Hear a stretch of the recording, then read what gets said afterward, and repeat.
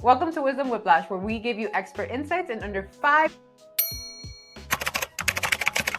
minutes. Today, our special guest is family law attorney Samah Abukhodeir. If I'm married and I'm thinking about getting a divorce, what steps should I be taking now to prepare? All right, so the most important thing, in my opinion, is to get your finances in order. So what that means is getting all your credit card statements, mortgages, bank accounts, 401k, retirement accounts, everything.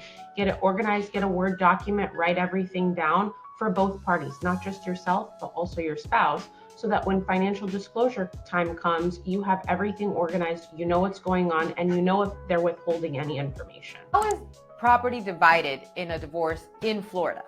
In Florida, we follow what's called equitable distribution. So what that means is whatever the marital assets are, whether it's property, whether it's bank accounts, retirement accounts, boats, cars, everything gets divided 50-50. But it's not always 50-50. So depending on what sort of negotiations your attorneys do or what negotiations you and your spouse do, depends on how everything's going to be divided.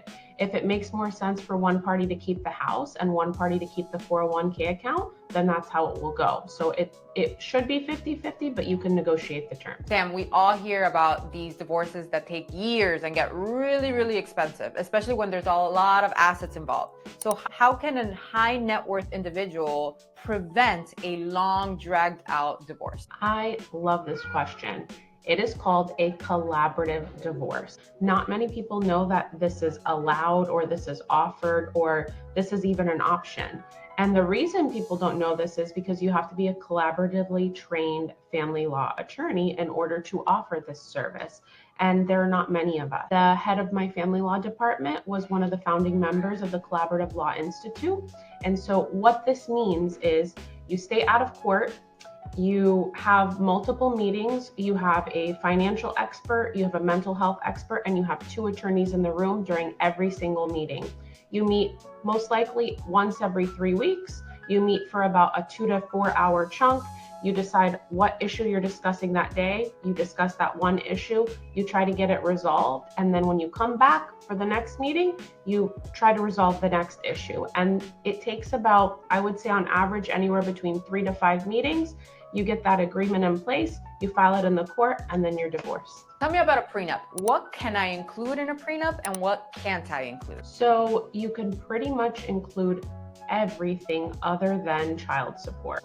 If you had assets before your marriage, if you have assets that you're going to acquire during the marriage, if you have inheritance that your family is going to leave behind, or if your spouse is going to have inheritance, these are all things that you can put in the prenuptial agreement and decide ahead of time how you're going to deal with this if, God forbid, you're going to get divorced, or if you're a blended family and you have children from another marriage or another relationship. So you can essentially put everything in there, agree to it ahead of time, except for child support.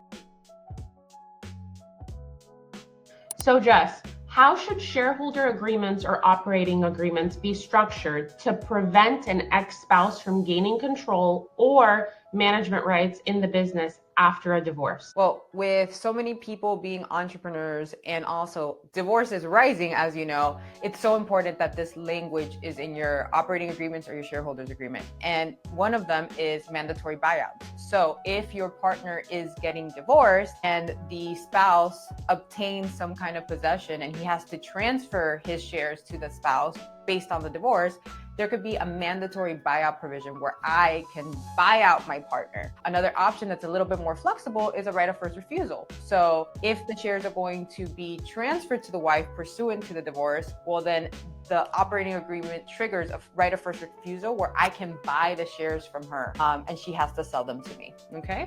That's second option. And then the third option is always have a involuntary transfer language in your operating agreement or shareholders. That means if a creditor, if an ex-spouse takes over those shares, they only get the economic benefit. So if there's a distribution, for example, but they don't have any voting rights. And this keeps third parties, random third parties, from making a decision in your business. If spouses own a business together, should they have an operating agreement or shareholder agreement between them?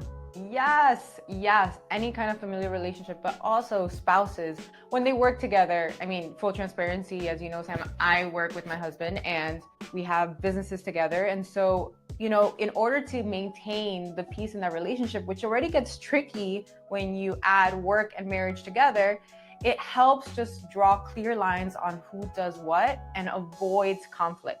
But in addition to that, it also gives you the flexibility to say, well, if something does happen between us in a divorce, what happens to this business? Do we dissolve it? Do you get an automatic buyout from me, or do we transfer it to the children and appoint someone to be the guardian for those shares? So there's a lot of flexibility in what you can do, and it's great to do it while there's still cool heads, not when you're about to get a divorce. Brittany or Christina? Brittany, duh. Tennis or Formula One? Tennis, all day, every day. What's the weirdest superstition that you actually follow? That shoes cannot be flipped over in the house. They have to be on the right side, not backwards. If you could instantly master any skill, what would it be? I'd love to learn how to fly a plane. What's one job you would secretly like to try for a week? Becoming president of the United States. If you had to be in a reality TV show, which one would you pick? To The Amazing Race. If you had to swap wardrobes with any celebrity, who would it be? Emma Clooney, because I love her. She's an international attorney. Her style is very classy. That's who comes to mind for me.